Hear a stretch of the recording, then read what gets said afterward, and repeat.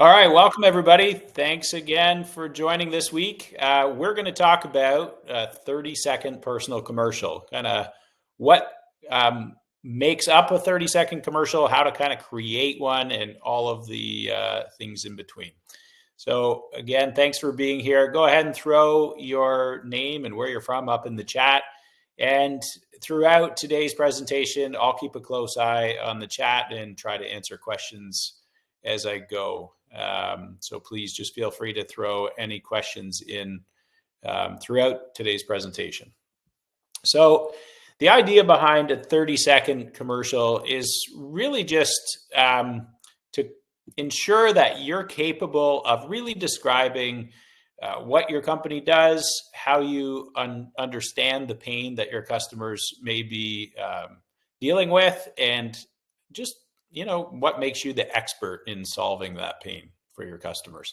So ultimately, we just want to make sure that people understand that we understand them. That's really what this 30-second commercial is all about. So ultimately, I think a lot of times salespeople have these, various things that are holding them back in the business. And in the landscape business, I think, sometimes owner operators start to hire salespeople and they don't really instinctively know how to train them. And, if you're a great landscaper, that doesn't mean you're a great sales trainer, or it may not even mean you're a great salesperson. And so oftentimes owner operators get good at selling because they are experts and they do understand how to solve the problems of their customers. And so they have their own way of doing that. And sometimes when it comes time to hire the second salesperson or the third or fourth or fifth, there's a lot of misunderstanding about what that salesperson really needs to know. And I think, often there's a few missing components when it comes to training. And so, when you ask the question, why do salespeople fail? You'll get all kinds of reasons, but generally speaking, there's a mix, right? There's improper training. There's going to be, I think, maybe poor communication skills, whether that's, written proposals or even just email communication or text communication. Or it could be just, conversationally not asking the right questions and not being smooth in the delivery of your presentations. And then, of course, poor management, just people not knowing what good looks like or what success means, really. And I do think this is pretty common, unfortunately. I think there's, a lack of management of sales pipeline and sales teams in the landscape industry. And oftentimes people kind of describe their sales outcomes based on the economy. It was super busy during COVID and now it's not busy. And, if you're finding it really hard to stay on track with your sales forecasts in the economy that we're in right now, it's probably a symptom of a lack of training or a lack of sales process in the business, because the economy is not horrible. There's a lot of people still out doing lots of projects. There's all kinds of work out there. And the companies that are best at attracting leads and then converting those leads into paying customers are still very busy and still growing very, very quickly. Which I guess kind of takes us to the last one here is attitude. Sales are not always going to just jump into your lap, and people are not always going to line up to do business with you. So you have to be really good at outshining your competitors when it comes to, positioning yourself as the trusted expert that they want to hire to solve whatever issue it is they're facing, whether it's a new installation of some sort, landscape maintenance, snow plowing, turf, maybe there's trees to be removed. It could be a problem way beyond any of those. But ultimately, your ability to unearth what that problem is and then, show them exactly how you solve that problems for others, and, explain to them how you'd go about doing that for them. I think that is what really differentiates the best from everybody else. So, a few things that I always like to kind of talk about, and it's worth doing this, I think, within your company, and whether you're a company with one salesperson, an owner operator out selling, or a company with a fully built out sales team, I think it's really important that you create a list of things that are holding you back. So when you don't get jobs, really understanding what the reason is key. And I think oftentimes people think it's price, the other person was cheaper. But I really caution you to look a little bit closer, that I believe that a lot of times the other salesperson or the other company positioned more value as opposed to just better price. And so more value can mean many things. Sometimes it's a lower price, but sometimes it's a perception of value. In other words, somebody may be doing a little bit more even though it costs more, or there might be better products being used even though it costs more. And so oftentimes people are willing to actually spend more when they understand the value. And so I think what some salespeople are much better at than others is understanding what the problems are, but then also becoming that trusted advisor or that guide that can really explain value in the way that they explain the solutions to those problems. And I think oftentimes people will pay a lot more money for the best solution or the best future picture that somebody's capable of painting when describing their solution to that problem. And so as salespeople, I think it's our role to really get people on a pathway. And once we understand what their problems are, we get them on a pathway and show them a solution and show them a better future state with our words and our pictures and our portfolios, so that they actually decide to spend, maybe a little bit more, but they decide to spend their hard-earned money with us to solve that problem. And if you kind of just think about it as they've got a problem and they're going to trade some money for it, I think that's kind of a simple way to kind of look at things. We have to understand how big the problem is to them and what it's worth to them to solve. And we have to be really good at doing that. And in my experience, the best way to do that is to get really good at using a combination of compelling questions and compelling statements to just kind of move that conversation along in a, relatively smooth, fast, efficient way, but really making sure that we explain our value clear enough that the prospect wants to do business with us, that we're better at explaining that value than everybody else that meets with them. And so ultimately what we want to do here is understand what we think is holding us back, and then try to map that into some improvements in the way that we have our conversations. And those conversations are always question and answer. Just like in any day-to-day dialogue with friends or family, we ask a question, we make a statement, we ask a question, we make a statement. Sales is really no different, but I do think that we want to practice those and really have those prepared in advance for each of our ideal customer profiles, so that it just becomes second nature and that these conversations happen in a really sort of standardized way without it ever feeling like a checklist or anything that's too scripted.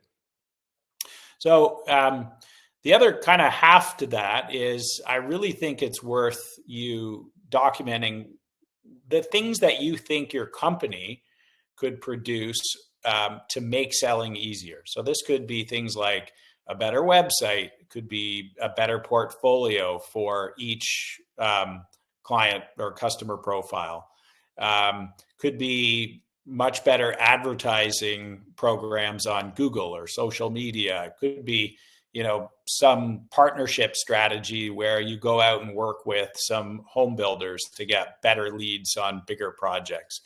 I'd like you to kind of think about why you're not getting the deals that are in front of you as one bucket, and then sort of a list of things that the company could do to help you get more leads, or, sales tools that would help improve your conversions on the leads that you're already working with. So I think that's a really good exercise for you to kind of come up with a list of things to focus on when creating improvements.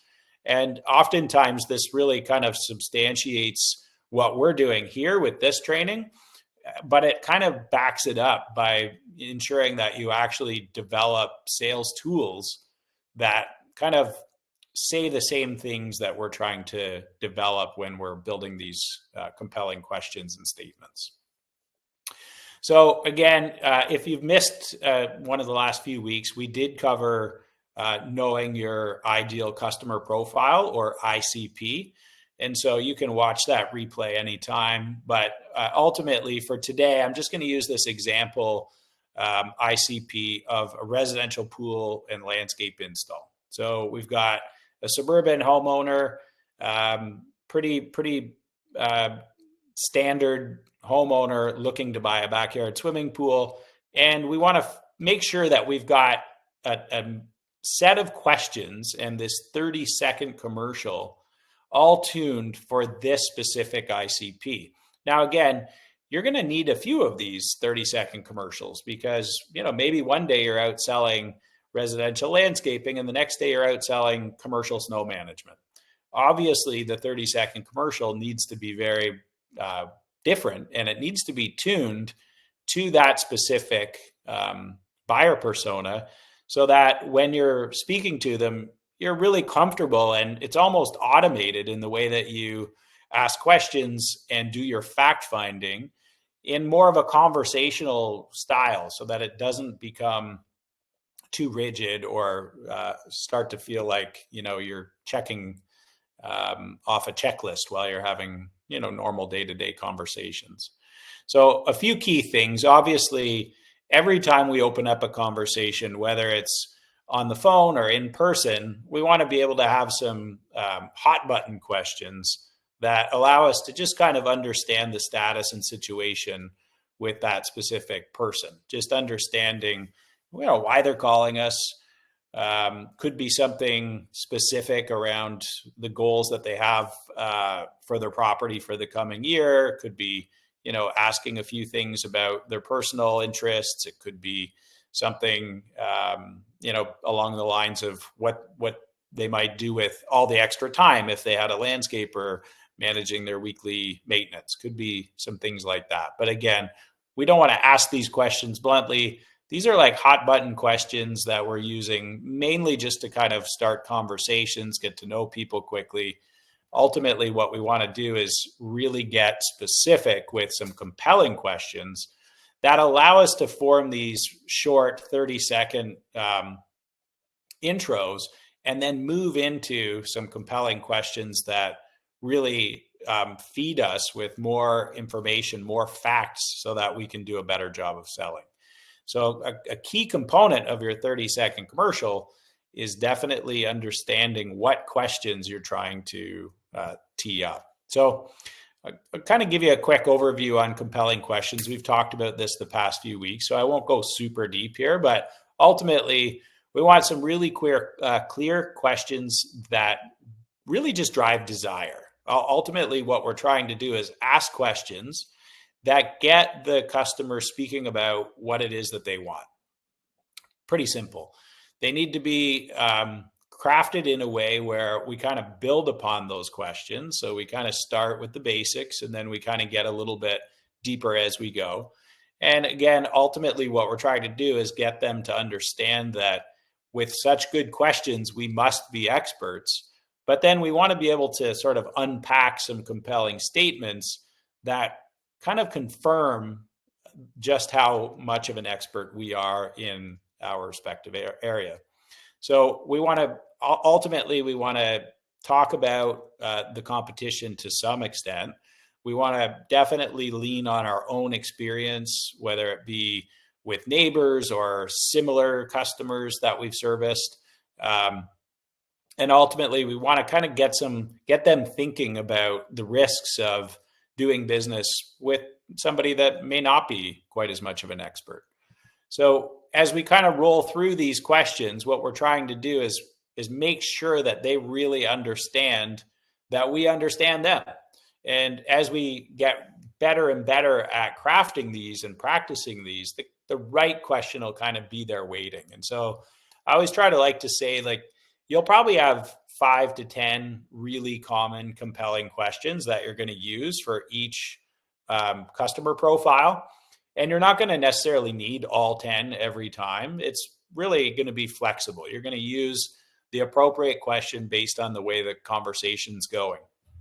Now, on that note, I think it's best to spend a few hours a week working on these questions and the supporting statements with a sales buddy of some sort. So pick somebody in your company, build the questions together, build the compelling statements together, and then role play them back and forth. And there is as much value in being the customer position in the role play as there is being the salesperson, because I think when you kind of become the customer and you get a chance to be in their seat and you hear these questions coming at you, you can start to feel those emotions. And I do think that the most empathetic salesperson is likely to be the most successful salesperson, in the sense that you really do have to understand how your questions are making your prospect feel. And I think really understanding whether or not you're driving desire or if you're just kind of emptying the tank. And you may have heard me say this before. I always kind of feel like when you start working with a new prospect, the tank is completely full when you first when you first call them back, or when you first walk up and shake their hand. The tank is full, if we use the analogy of a gas tank. Now, every time we talk too much about ourselves, or if we go down the wrong path and misunderstand their need, or we start selling them something that they really don't want, we're draining that tank. And so you can kind of envision, the better you are at asking really good questions that keep the tank full, I think the salesperson who leaves that sale with a full tank is most likely to get the job, regardless of price. Because I think what happens is they establish how they're going to deliver value, and they establish enough trust that the customer will tell you how much they're willing to spend. And then the best part about being in the landscaping business, in many cases, we get to value engineer what it is that we are presenting for a final proposal. So we can, if somebody tells us they have $25,000 to spend on their backyard, we can show them a backyard that's $25,000 with a 15% profit built in. And I think that's kind of one of the best things about landscaping. We can always just adjust the scope of work to suit a budget. And the better we are at asking these questions and providing compelling statements to support each topic, I think the more likely they are to sort of attach themselves to us and utilize us as their guide moving forward. So the compelling questions are kind of the first part of the conversation. And a couple examples, again, I won't spend a lot of time here, but if we were meeting with this swimming pool prospect, we're going to open up with something along the lines of, hey, what inspired you to do this now? Why are we going to invest in a pool this year? Is there something specific? And then, I always kind of like to throw a big question and then have a few little follow-up jab type questions to follow. So we're going to kind of land a big power question. Then we're going to work around that for a few minutes. Then we're going to move on to a big power question. Now, I always want to have a compelling statement or two for each so that I can kind of reinforce that I understand them. So ultimately here, we're asking why now. Once they kind of tell me why, then I want to have a statement to kind of support that, to kind of reinforce them. Then we're talking, hey, what's your vision? And within what's your vision, I may go in a few different areas depending on how, confident or how chatty they are during that conversation, but describing how they'd like things to look, asking if they want to envision a space for anything specific like dining or entertaining, or maybe there's a sport that they want to do in the backyard. Could be many, many different things. And again, if they're not saying much, I'm going to follow through with a few extra questions. But oftentimes, people they get pretty specific when you ask them about their vision. Next up, I'm going to kind of start to ask how they're going to use it. And again, it's really important to talk about how they're going to use it. What I'm actually doing here is I'm getting them to start to think about the future state. And that in itself often gets people excited because they're now starting to feel the emotions of how they're going to use their backyard in the future. So I want to be really good at asking these types of questions. I want to be able to talk about the activities that they're going to do. I want to talk about, barbecues and gardening and cooling off in the pool or exercising in the pool. There's many, many different things that they tell me off the start on their vision that give me enough to start asking about how they'll use it in the right context. And again, if they started talking about fitness and using the backyard as a home gym, then I can start to use compelling statements that allow them to see that we've done this before and that this is something that we know how to do and this is a problem we know how to solve or a future state that we can help them create in their own backyard. Must-haves and preferences is the next category that I like to go to. This is really just understanding really specifically if there's something that they really wanted. Like if they told us that they wanted a pool when they told us about their vision, now I'm kind of starting to talk about really specific things. And oftentimes this gets people excited as well. And this gives me an opportunity to throw some new ideas in. Like, have you considered a waterfall? Or how would you like to have a big bench on one end of the pool for relaxing? Or how would you like to have a beach entry? Like I can really start to flex my experience and really give them lots of ideas here. And again, this is just where they're starting to decide which landscape contractor is going to really understand them best and help them create the best future state. So getting specific about some things that are kind of going to build a little excitement around some of the facts that I've already found in those first few sets of questions is key.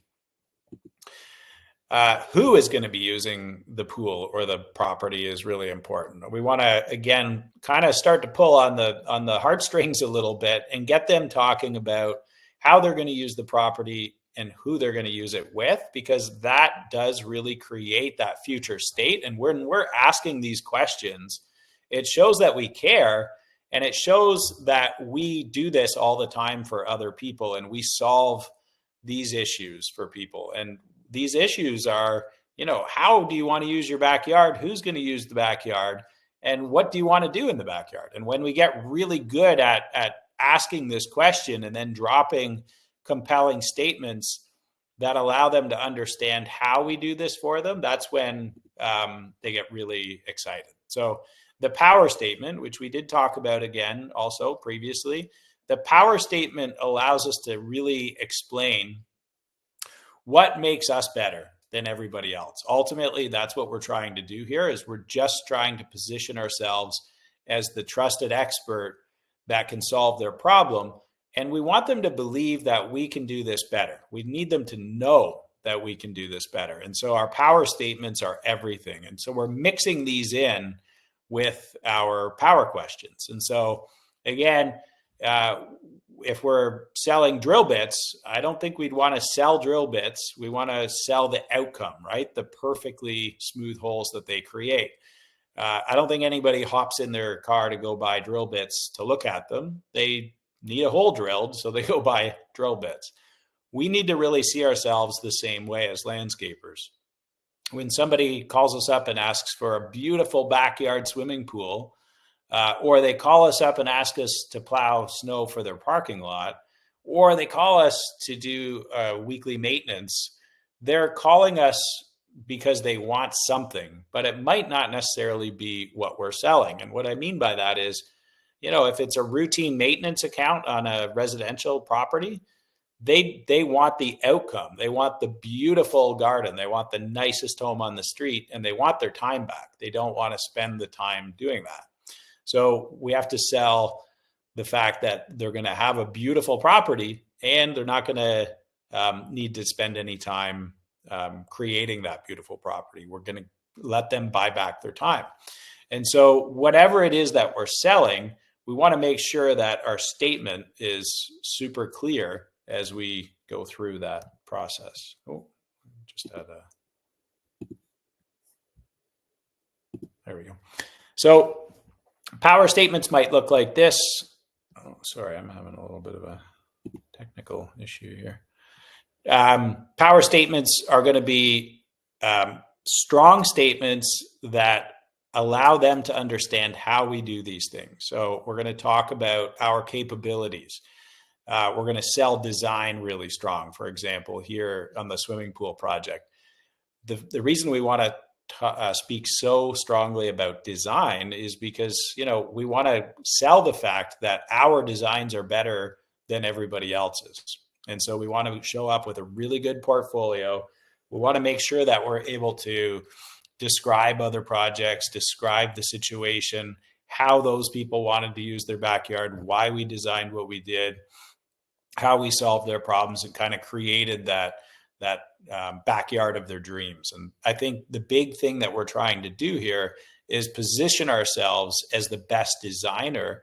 And we want to really sell the value of design, not only so that we can charge for it, but so that they understand that when they choose us, they're choosing a company that value engineers. They're choosing a company that truly understands how to design a garden that solves all of their needs, but also something that is beautiful, something that is a piece of art. Because ultimately, you know, anybody can take $100,000 and put in a backyard swimming pool, but it's going to be very different based on who puts it in, their craftsmanship, their capability, and the design that they came up with. And I think we all know that great design leads to great outcomes. And so we want to really be strong at selling design with these power statements when we get into these situations. So we want to talk about the return on investment. This one is, I think, something that a lot of salespeople are maybe a little underarmed here. They don't understand that they need to be able to talk about the return on the investment, whether it's landscape maintenance, whether it's a backyard swimming pool. What happens once this project is completed to the value of your home? We need to be able to speak to that. And again, we want to be able to speak to that very confidently based on each customer profile. It could be something along the line of low maintenance, eco-friendly, user-friendly, easy to use. There's many different variations of this, but ultimately we want to be able to really speak to the quality of our products. We want to be able to speak to the fact that we use the lowest maintenance designs possible. We want to talk about the eco-friendly components that we're using, whether it's lighting or pool pumps or other products, maybe in the way that they're produced. And ultimately, what we're trying to do here, again, is just position ourselves as that expert. The design, we kind of already talked about this, just really reaffirming that our designs are what create these magnificent backyards that are in our portfolio. And then ultimately, we want to really sell ourselves as experts. We want to talk about how well trained our staff is. We want to talk about our systems and our processes and how we're a tech-enabled landscape company and how we make doing business easy with our customer portal and our click and pay invoicing and all of these various things that we've built into our processes to make doing business easier with your company versus others. And I think this is really important because I think a lot of times salespeople don't do a great job at really truly selling the company before getting to the proposal phase. And I think generally speaking, customers, whether it's residential or commercial, buy the ability that the salesperson has to really sell the company's capabilities, both in safety, quality, and overall design and functionality. So I think, you know, if I'm selling a pool, I want to really be able to talk to all of those areas very carefully. And so with this personal commercial, and the idea of having a personal commercial is just really being able to do this in a very fast way. So in 30 seconds, what do I say when I first meet somebody to let them know that I am the expert and that we should continue this conversation? Now, you're not going to get all of your power questions and power statements out in 30 seconds, that's for sure. But what you will get out is you want to be able to introduce yourself and your company. And then what you do needs to be very, very clear based on that customer profile. So what I want to be able to say is, my name's Mark Bradley. I'm here with ABC Pool Company, and I help homeowners just like you design and install the backyards of their dreams every day of the week. That's what I get to do for a living. I love what I do. And when you've got that sort of standardized approach to opening up the conversations, then you can launch into the power questions and power statements very clearly, roll through that process. And then as you kind of roll out of the power questions and power statements, you want to kind of very, very clearly have a dialogue around how you can help them, make sure that you're clear, make sure they're clear on what next steps are. But then also always have this compelling reason for the prospect to act now, to move forward. And so oftentimes, you know, in this example, we're going to talk about schedule. And, you know, I think schedule is probably one of the best ways to really drive this type of demand at the end of a conversation, is simply by saying, hey, typically it takes us about 8 weeks to do your design and get a permit and get a project started. And we've got dates starting September 15th.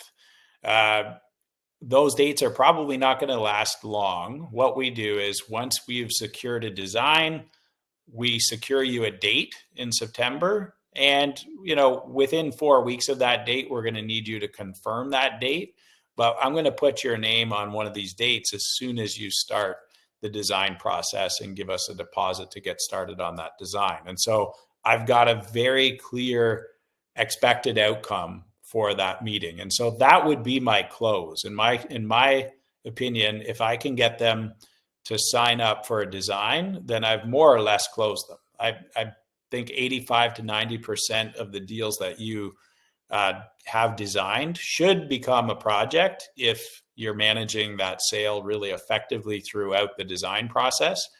If they've decided that they want to pay for a design and they want to secure a date, you're more than likely going to have that job. Obviously, we can't secure the date without a deposit. So 4 weeks before that date, we're going to expect to get that actual deposit when the proposal is completely finished. But I think the close for this stage is to get them to agree to a design in this example that we talked about here today. The 30-second commercial, for every ICP that you have, you want to understand, your prospect to understand who you are, who you're from, and how you help people. That's the big component that is super important. And that should only take about 30 seconds so that you can kind of roll into these power questions and power statements a little bit more naturally. And I think oftentimes that first 30-second intro is just a little bit weak. And I just think oftentimes the person that introduces themselves most effectively and really positions themselves as that trusted advisor or expert in those first 30 seconds has a much, much better chance at fact-finding more effectively with the power questions, and then building credibility with the power statements before moving in for the close later in the sale. So that's all we have to cover for today. If there's any questions, I'll take those now. And if not, we can see each other again next week. We're going to talk about cold calling, which we're going to kind of use a conversation around snow next week, because it is the snow sale season for many, many companies that are in the business. And I think cold calling is a very effective way to grow a snow business. So we'll kind of dive into the how and what of cold calling next week. I don't see any questions here right yet, so I think we're probably going to wrap up. Again, thanks everybody for joining this week. As always, don't forget that we have lots of training available in the Academy. If you're interested in learning a little bit more about how to use LMN, if you're already using the software, all you need to do is hit that QR code and sign on up for one of the weekly courses on different components of LMN. And of course, we've got lots of 2-day sessions scheduled again this fall. I'll be out doing those again personally. Hopefully you can join us for one of those. You can always find those on the events page at LMN as well. And you can follow along on social media on LinkedIn and Instagram as well. If you give me a follow there, I usually throw some daily content up for landscapers as well. So again, thanks everybody for joining. I don't see any questions, so we'll just sign off. Have a great afternoon.